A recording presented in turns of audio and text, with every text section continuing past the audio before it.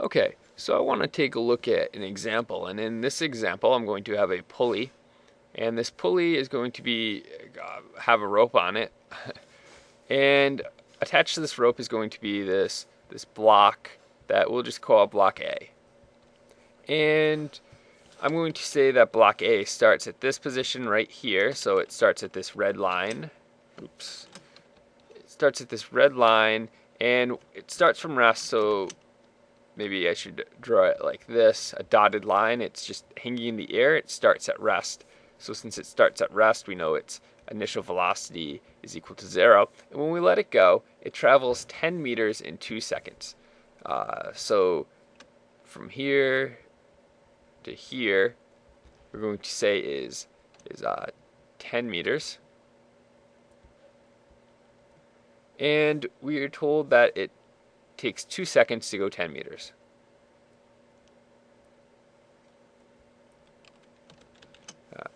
All right, so we're also given some information about this pulley. We're told that it rotates about a fixed point O, and it has a radius of 3 meters.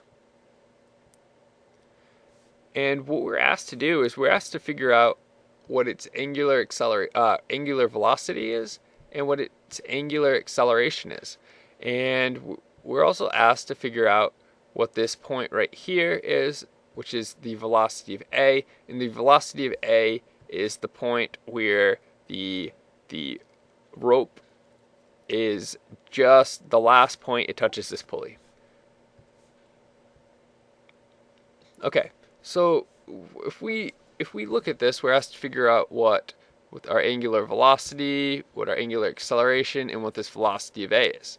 Well, if we get our velocity of A first, if we look at what an alternate equation we have for a velocity of A, if we can figure out what this is, then we're going to be able to figure out what our angular velocity is, because if we know what this velocity of A is, we know that our angular velocity is going to be equal to this velocity of A divided by the point, the distance A is from the fixed axis, which in this case is 3 meters. And if we can figure out what this tangential acceleration of this point A is, if we can figure out what this tangential acceleration, we'll be able to figure out what alpha is, because this tangential acceleration is equal to the angular acceleration times r. And we know that this acceleration of point A is going to have two components of acceleration. It's going to have a normal component and a tangential component. But for this question, this normal component is not going to come into play just because of what the question is asking us to figure out. So let's start. Let's start by figuring out what the acceleration of this block A is. So we know that it starts at an initial position of 0 meters. So I'm going to say that down is my positive direction. So if it starts here at 0 meters, when it goes 10 meters, it's 10 in the positive direction. So x is going to be equal to 10 meters. Its initial velocity, it starts at rest, so our initial velocity is 0, and our final velocity is unknown at this time. So we don't know our acceleration, that's what we're looking for, and we do know it takes 2 seconds to travel this distance.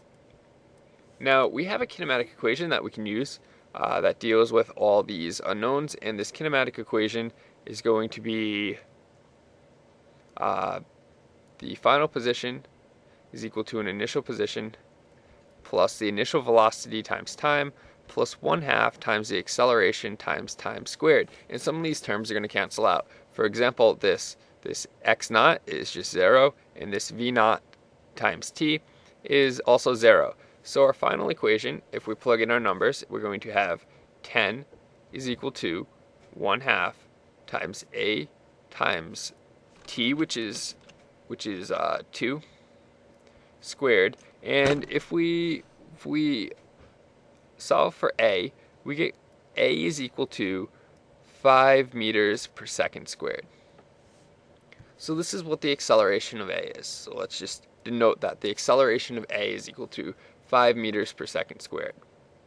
Now, this tangential acceleration of this point A, it's going to have to be the same as this acceleration of block A, right? They're connected at that point. So at this point, it's the same acceleration as block A. So the tangential acceleration, I'll do this right here. The tangential acceleration is equal to the acceleration of block A. And we know the acceleration of block A is equal to 5 meters per second squared. So we can figure out what our angular acceleration is right now. And we get the angular acceleration is equal to the tangential acceleration divided by the distance that we're looking at from the fixed axis that it's rotating around. So this is equal to 5 divided by this 3 meters. And we get alpha is equal to 1.7 radians per second squared. So we've done this part right here. Now let's look at a different part. Let's look at the velocity, this velocity of point A. So, okay, we know that we have an acceleration of 5 meters per second. What's our initial velocity? Our final velocity. Well, we have this kinematic equation. The final velocity is equal to an initial velocity plus the acceleration times time. And we know that this initial velocity is 0, so our final velocity is going to be equal to our acceleration, which is 5, times the time it's moving, which is 2. So our final velocity is equal to 10 meters per second. And this is our final velocity of this block A. And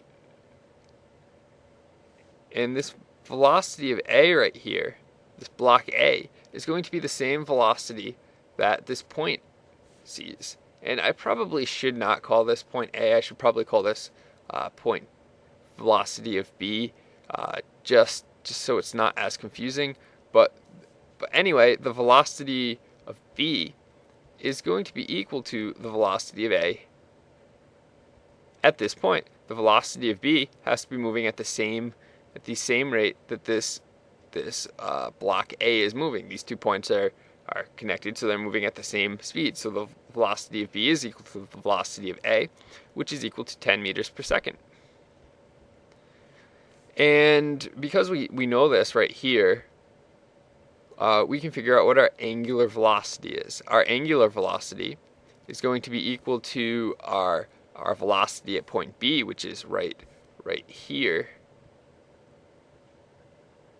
And it is 10 meters per second. Our distance from our fixed axis is again just the radius, which is 3 meters, and our angular velocity is equal to 3.33 radians per second. So we're almost done. Right here, this is 3.33 radians per second. This is radians per second squared. And both of these need a direction on it, so we know that this is rotating this way, and this one is rotating this way. And our velocity of B is 10 meters per second in the downward direction. If we had performed this calculation and we had got a negative sign, this means it would be rotating in the opposite direction.